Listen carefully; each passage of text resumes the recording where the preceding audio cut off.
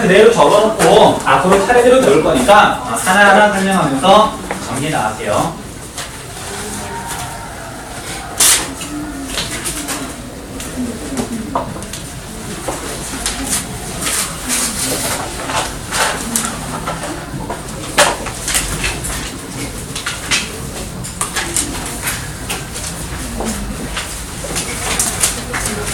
선생님이 주말에 몸살 나가지고 잠만 잤대지만 여러분 왜 이렇게 힘이 없어? 좀 힘이 없어 보이네. 아 주말에 몸살 나가지고 힘 더 있었어요. 한 것도 없는데.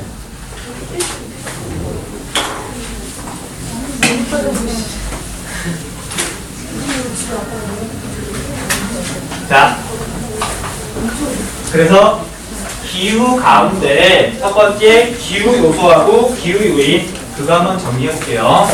자, 그래서 기후를 다시 적고, 자, 여러분들 기후제 교재 한번 펴보세요. 교재에 딱히 볼 거나 참고할 거 많이 들어가진 않지만 23페이지.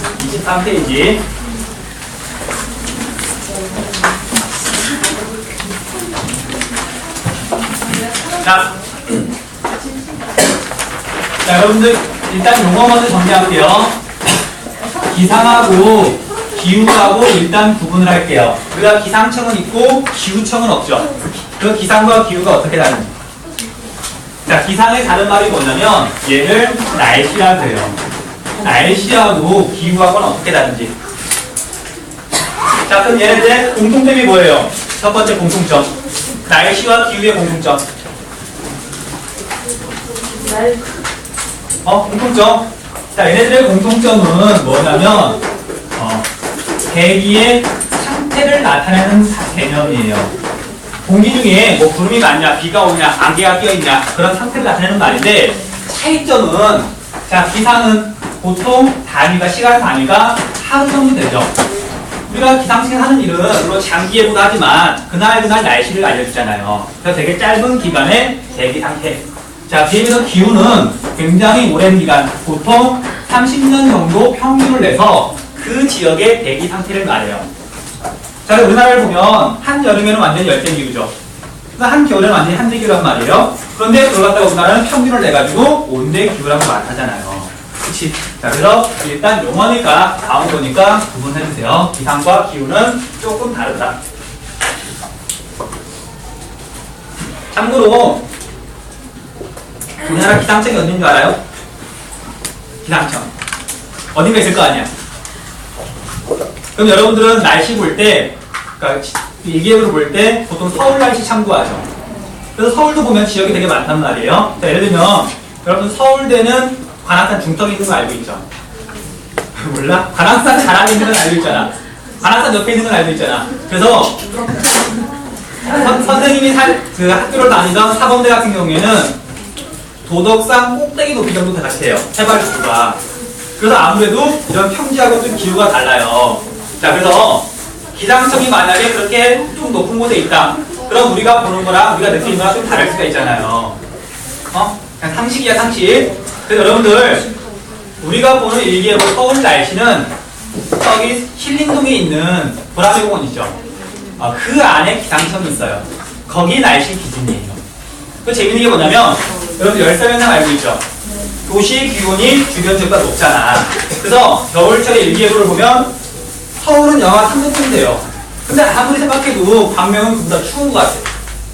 그런 경우 되게 많아요. 특히 서울에서 출퇴근하시는 사람들 보면은 집에서 출발할 때는 별로 안 추웠는데 광명에 도착하면 훨씬 더 춥대요. 그 까닭이 뭐냐면 아무래도 보라매 공원이 여기 광명보다 기온이 좀 높아요. 그냥 상식이야. 그래서 우리가 알고 있는 비, 온, 날씨는 보라매 공원을 기준으로 한다는 거.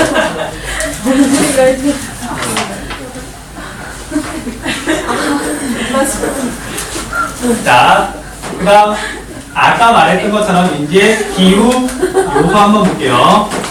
자, 기후 요소하고 기후 요인하고 뭐 구별하란다 그런 건 나오진 않지만 그래도 앞으로 배우는 데 있어서 기본이 되는 거니까 구분 좀 해줄게요. 자, 우리가 지금 기후는 대기의 상태를 나타낸다 그랬어요.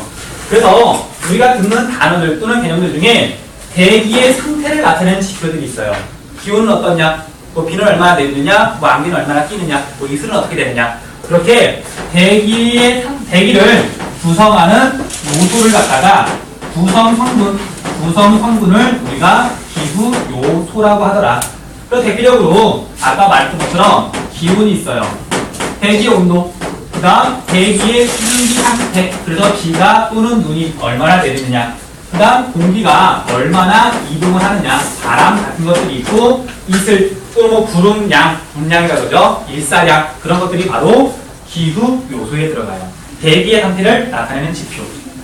그 다음 기후 요인은 아까 설명했던 것처럼 지역에 따라서 이런 기온, 강수, 바람 같은 기후 요소가 차이가 나는 원인. 자, 그래서 기후 요인에는 대표적으로 뭐가 있냐면 위도에 따라서 기온이 달라지죠. 저위도하고 고위도하고 기온이 달라지잖아요. 자, 그 다음 두 번째 또 뭐가 있냐면 해발 고도에 따라서도 기온이나 바람이나 강수 같은 것들이 달라져요. 그쵸? 자, 그 다음 또 뭐가 있냐면 수류 분포 같은 것들. 자, 위도는 똑같지만 얘가 바닷가냐 아니면 땅 가운데 내리느냐, 그에 따라서 기온 특성 같은 게 달라지잖아요. 그 다음 뭐 비슷한 말들이긴 한데 지형이라든지 또는 뭐 해리라든지 뭐 그런 것들, 또는 대기 대순환이라든지 그렇게 지역에 따라서 기후가 달라지는데 영향을 미치는 것들, 그런 걸 기후 요인이라고 그러더라.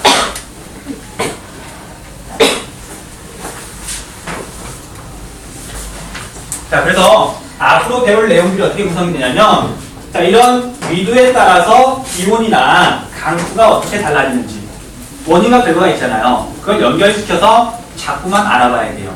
마찬가지로 해발 고도에 따라서 기온이나 강수 같은 것들이 어떻게 달라지는지, 얘가 원인이고 얘가 결과니까 서로 어떻게 영향을 주고 받는지를 이렇게 연결을 시킨 다음에 우리나라 기후가 남북으로는 어떻게 차이가 나는지, 동서로는 어떻게 차이가 나는지, 그걸 구분하는 게 우리가 지금 기후 단원에서 해야 되는 일이에요.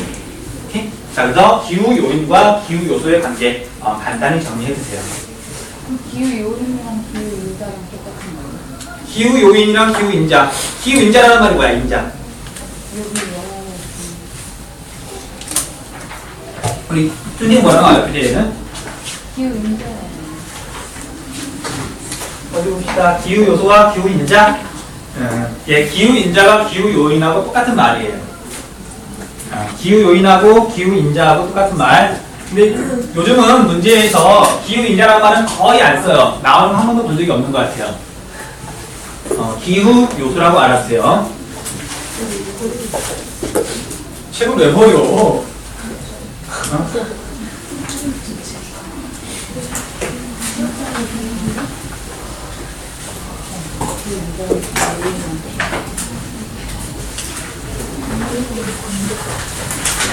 자, 봅시다. 자, 그래서 반드시 원인과 결과가 있다는 거, 그에 따라서 남쪽과 북쪽은 어떻게 다르고 동쪽과 서쪽은 어떻게 다른지, 그게 포인트예요. 그것만 파악할 줄 알면 돼요.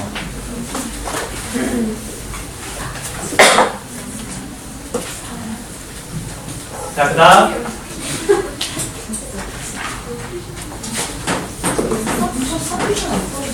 자, 기온 한번 볼게요. 자, 기온은 여러 가지 기후 요소 가운데 인간 생활에 가장 큰 영향을 미쳐요. 그래서 시험